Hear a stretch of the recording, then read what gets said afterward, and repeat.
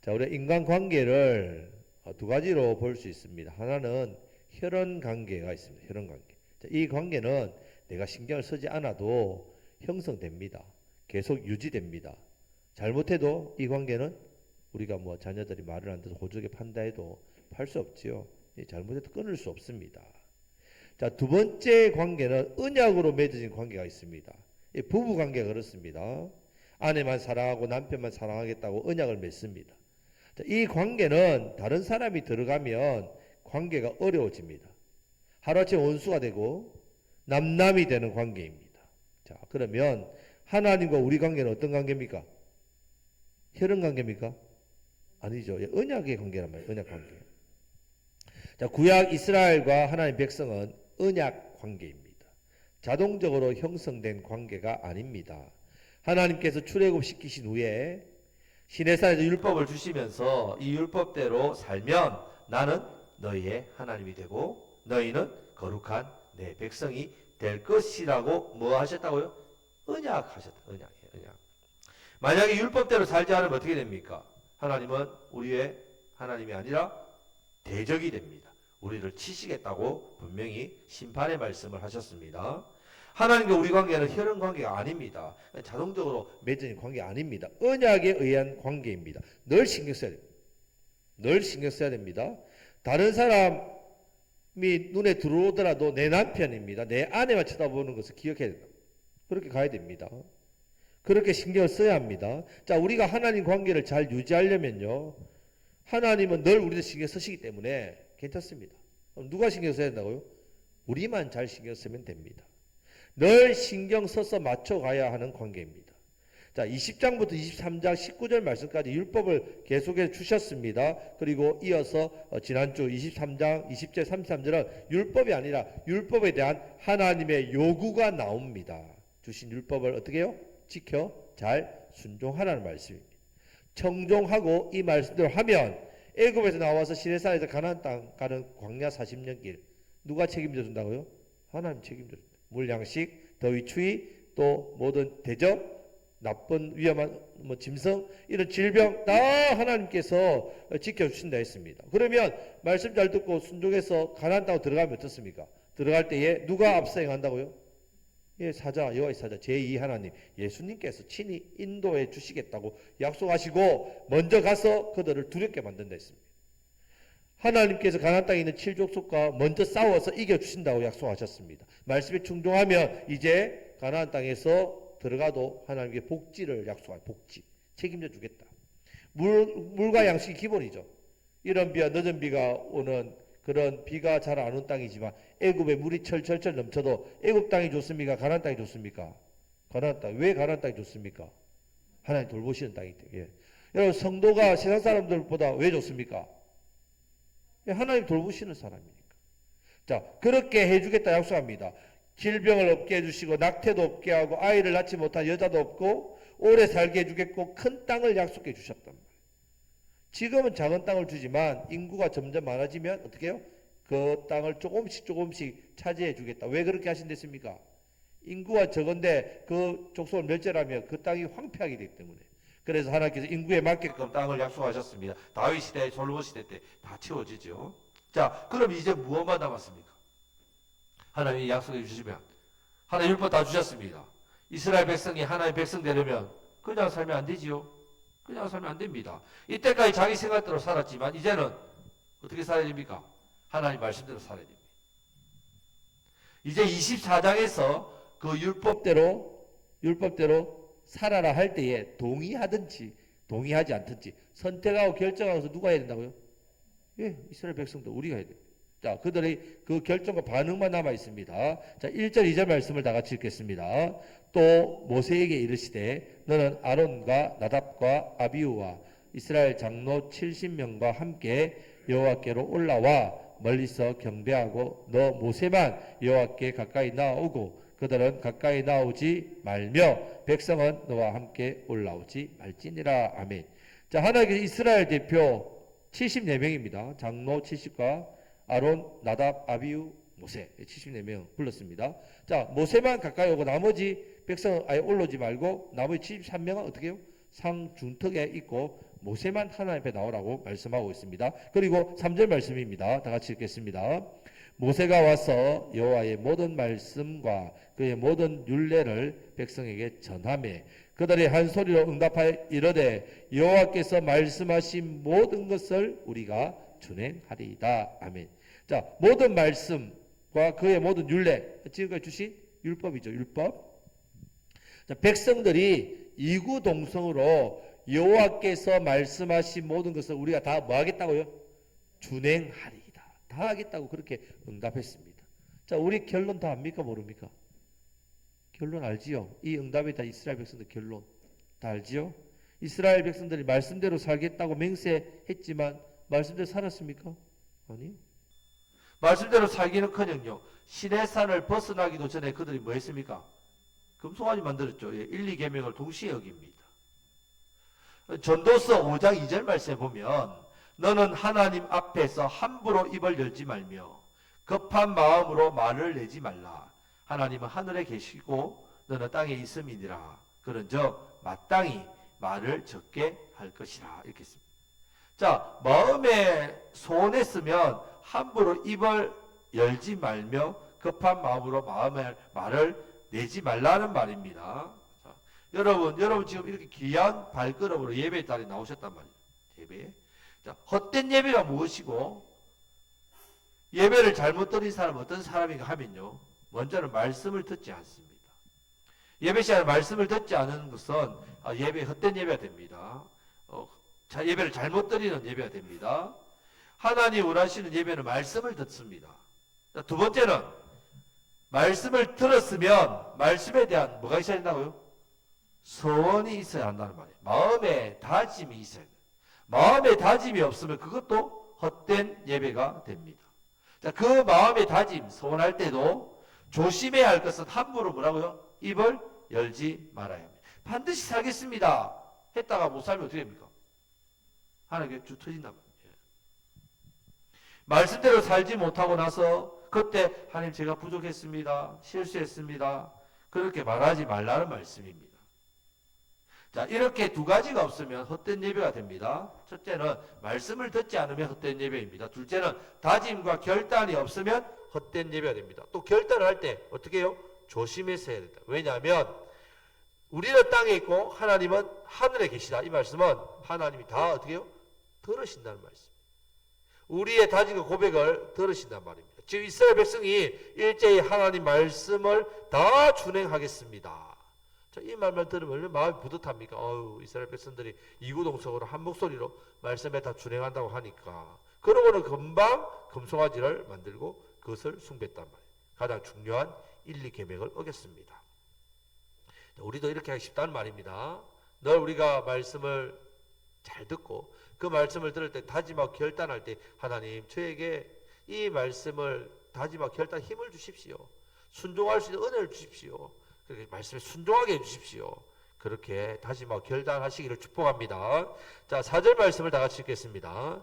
모세가 여호와의 모든 말씀을 기록하고 이른 아침에 일어나 산 아래에 제단을 쌓고 이스라엘 12지파대로 12기둥을 세우고. 자, 율법이 가만히 있는다고 해서 내게 율법이 되는 게 아닙니다. 내가 율법을 지키겠다고 한 순간부터 율법이 뭐가 된다고요? 나에게 율법이 됩니다. 여러분들이 율법에 대해서 그냥 이 말씀을 내가 지키겠다고 결심 안 하면요, 이 율법이 그냥 나한테 율법이 아무 소용이 없다는 말이에요. 자, 모든 말씀을 기록하고 산 밑에서 제단을 쌓았다면 이 제단은 번제단입니다. 이 제단 주위에 기둥 12개를 세웠습니다. 12개는 12지파지요. 지파가 한 제단에서 하나님만 섬기는 약속입니다. 12지파가 하나님만 우리 하나님만 섬기겠다고 자기다 신앙 고백을 지금 하고 있습니다. 자, 5절 말씀을 다 같이 읽겠습니다. 이스라엘 자손의 청년들을 보내어 여호와께 서로 번제와 화목제를 드리게 하고. 아멘. 자, 청년들이라고 하니까 젊은 청년들 친구들 이런 것을 하는데 원어에는 장정들입니다. 자, 12지파의 대표들입니다. 자, 번제는 각을 뜨는 짐승을 각을 뜨는 제사입니다. 각을 뜬다는 말은 이 접히는 곳은 다 붓습니다. 다 접히는 곳 다 부숴가지고 드리는 제사. 이것은 예수님의 십자가의 온전한 희생을 뜻합니다. 번제. 제단 위에 태워버리면 가죽 외에는 다 태워드리는 제사입니다. 예수님의 십자가의 온전한 희생과 각오를 드리는 제사. 자, 이 부분을 상징합니다. 화목제는 하나님과 화목하고 사람과 화목하게 하는 제사입니다. 자, 잔치를 위해 드리는 제사입니다. 화목제 뭐 나눠 먹기 때문에 잔치를 위해서 뭐부터 한다고요? 화목제부터 드린다면. 자, 12지파지만 한 하나님을 섬기겠습니다. 그리고 약속하고 이스라엘 백성이 잔치를 했습니다. 6절 7절 말씀에 보면 모세가 피를 가지고 반은 여러 양푼에 담고 반은 제단에 뿌리고 언약서를 말씀을 가져다가 백성이 낭독하면 백성이 듣고 우리가 다 출애하겠습니다. 그러자 모세가 피를 뿌립니다. 자, 8절 말씀을 다 같이 읽겠습니다. 모세가 그 피를 가지고 백성에게 뿌리며 이르되 이는 여호와께서 이 모든 말씀에 대하여 너희와 세우신 언약의 피니라. 아멘. 자, 이스라엘 백성의 언약식 중에 가장 강력한 언약식입니다. 예레미야 34장에 보면 예레미야 시대 때 이스라엘 언약식은 짐승을 쪼개서 그 쪼갠 고기살을 지나갑니다. 이것은 목숨을 건 언약을 말하지요. 내가 이 언약대로 하지 않으면 어떻게 된다고요? 짐승처럼 쪼개 죽겠다는 뜻입니다. 자, 34장에서 하나님 말씀대로 안식년이 되면 하나님께서 이스라엘 백성들에게 뭐라고 했습니까? 안식년이 되면 노예를 풀어줘라. 풀어줬습니까? 안 풀어줬습니까? 안 풀어줬단 말이에요. 그 결과 어떻게 되느냐? 이 언약을 어겼기 때문에 그들이 노예가 되겠다. 그들이 바벨론에 끌려가는 노예의 포로로 잡혀가는 신세가 되었습니다. 자, 두 번째 가장 강력한 언약식이 피 뿌리는 거예요. 피. 자, 피가 왜 강력하냐? 피는 뭘 상징하기 때문에? 생명이에요. 피를 뿌려 언약을 세우면요, 이 언약은 반드시 뭘 걸고 지켜야 된다고요? 목숨이에요. 목숨. 자, 목숨 걸고 지켜야 된다고 하니까 이스라엘한테 뭐라고 합니까? 예, 준행하겠습니다. 그렇게 했단 말이에요. 자, 하나님과 우리가 언약 아래 들어갔다는 것은요, 첫째는 연약해서 언약을 어기면 용서해 주신다는 말씀이죠. 용서해 주십니다. 그리고 용서로 번제를 드립니다. 우리 번제를 제수를 드리고 제물을 받으시고 나는 제사 받습니다. 그래서 번제는 누가 대신 드려줬습니까? 우리는 예수님. 자, 그런 것도 있지만 내가 고의로 말씀을 어기고 다른 신을 고의로 섬기고 그렇게 하면 죽기를 각오해야 된단 말이에요. 왜? 내가 언약을 맺은 것을 내 스스로 그것을 거역했으니까. 연약해서 부족해서 하나님 앞에 범죄하면 예수 십자가의 보혈로 우리가 씻습니다만은 내가 내 고의로 하나님을 섬기지 않겠다. 그러면 하나님께서 상관없이 내버려 둔단 말이에요. 내가 고의로 하나님을 섬기지 않고 우상을 섬기겠다. 그런 자는 하나님 광야에서 관여하지 않고 내버려 두시단 말이에요. 오직 순종하겠다는 사람만 데리고 아브라함과의 언약을 이루십니다. 백성이 그렇게 살겠다 맹세했습니다. 이 언약의 맹세는 목숨 걸고 한 맹세라는 것을 알아야 합니다. 목숨 걸고 살아야 한다는 생각이 있어야 합니다. 하지만 언약의 맹세한 대로 하지 않고 자기 마음대로 사니까 이스라엘 백성들 광야에서 계속 하나님 어떻게 하십니까? 계속 때리시죠. 계속 때립니다. 가나안 땅에 들어가서도 하나님 말씀대로 언약을 지키지 않으니까 어떤 시대가 임합니까? 사사시대. 주변의 이방인들이 계속 공격하고 수탈해가고 고통당하고, 자, 왕정시대도 계속 침략당하고 고통당하고 터집니다. 포로시대 이후에도 계속 터지다가 망한 것이 이스라엘의 역사입니다. 자, 그러면 차라리 저는 말씀대로 살지 못하겠습니다. 말씀대로 제대로 순종하지 못하겠습니다. 이렇게 해야 됩니다. 하나님, 저는 부족하고 연약해서 하나님 말씀에 온전히 순종하지 못합니다. 저는 말씀대로 순종하겠습니다. 주님, 저는 할 수 있습니다. 해놓고서는 말씀대로 살지 않으면요, 다른 사람들보다 더 많이 터집니다. 시편 73편에 보면요, 불신자들은요, 잘 먹고 잘 삽니다.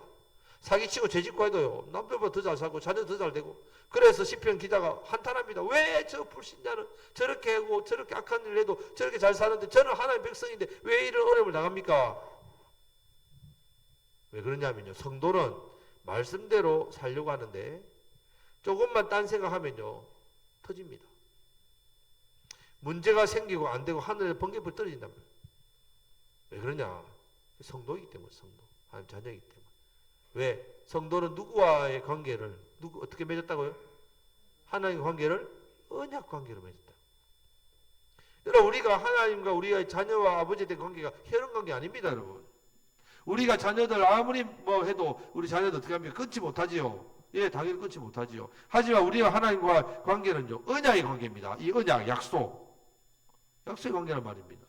고대 나라끼리 전쟁이 일어나면 강대국이 약소국을 잡아먹지요. 그리고는 종주권을 맺습니다. 종주 언약. 내가 주인이고 너는 종이다. 굴욕적인 언약이죠. 왕의 언약문을 읽습니다. 조공으로 바치고 섬기느냐? 예. 조문을 법으로 해서 언약 어기면 죽는 줄 알아라? 예. 그리고 함께 식사합니다. 자, 이렇게 언약을. 자, 하나님께서 사람이 이해할 수 있는 문화로 다가갔기 때문에 그렇습니다. 율법을 들려주고 다 살겠느냐 하니까 예. 피로 언약을 세웠다. 어기면 죽는다. 죽겠느냐? 예. 그렇게 언약식을 새겼단 말입니다. 그렇게 이스라엘 백성들이 언약을 새겨놓고 바로 범죄했단 말이에요. 자, 9절 이하의 말씀에서는 먹고 마시는 거 나왔어요. 잔치 하나 남았는데, 자, 오늘 말씀을 통해서 우리도 기억해야 됩니다. 우리와 하나님과 관계는 어떤 관계라고요? 언약 관계입니다. 예. 예수 그리스도 십자가의 그 구원의 언약. 우리가 십자가를 붙들어야만 어떻게 해요? 하나님과의 관계가 이어집니다. 십자가의 보혈로 씻어야만 우리가 정결케 하나님에 나아갈 수 있는 관계란 말이에요. 그냥 가만히 내가 그냥 아무 생각 없이 나오면 하나님, 자녀지, 아버지 그렇게 받아들이는 게 아닙니다. 반드시 예수님 십자가 붙들어야 됩니다. 언약 관계란 말입니다. 언약으로 맺어진 관계이기 때문에 언약을 지키는 것이, 그런 지키는 삶이 중요합니다. 언약을 온전히 순종하지 못할 수도 있지만 그럴 때 우리가 예수 십자가 붙들고 다시금 나아가야 된다면, 주님 저는 연약하여 언약에 순종하지 못했습니다. 성령 하나님 저를 도와주십시오. 십자가 붙들고 다시 하나님 은혜를 입어 이제 말씀에 주신 말씀에 순종하는 삶을 살게 해달라고. 그렇게 말씀 신앙으로 자꾸 여러분들 어떻게 해요? 세워나가야 되죠. 말씀 신앙으로 여러분들이 더욱더 하나님을 진심으로 사랑하시고 말씀 신앙으로 더욱더 순종하시고 더 하나님 말씀을 내가 붙들고 살아가는 몸부림을 치셔야 된단 말이에요. 그래서 하나님 기뻐하시는 삶을, 하나님 돌보시는 삶을, 하나님 복된 삶을 살아갈 수 있습니다. 이 삶을 통하여 내가 먼저 하나님과 나는 예수님 십자가의 언약으로 맺어진 관계구나. 이것을 잊지 마시고 십자가 빼면 우리가 하나님과 우리는 아무 상관이 없습니다. 십자가를 통해서 또 하나님 기뻐하시고 돌보시는 복된 삶으로 살아가심으로 이 언약 관계가 아닌 많은 영혼들을 향해서 우리가 예수의 십자가를 전해야 됩니다. 그들 또한 하나님과의 언약 관계에 맺으려면 그들이 무엇을 믿어야 된다고요? 예수님의 십자가의 보혈, 예수님 구원자이심을 믿어야만 살 수 있습니다. 오직 그것밖에는 살 수 있는 길이 없습니다. 우리가 전하는 복음이 사람을 살리고 영혼을 살리는 가장 중요한, 가장 복된 소식이랍니다. 많은 영혼을 살리시는 저와 여러분들이 되시기를 우리 주님의 이름으로 축복합니다.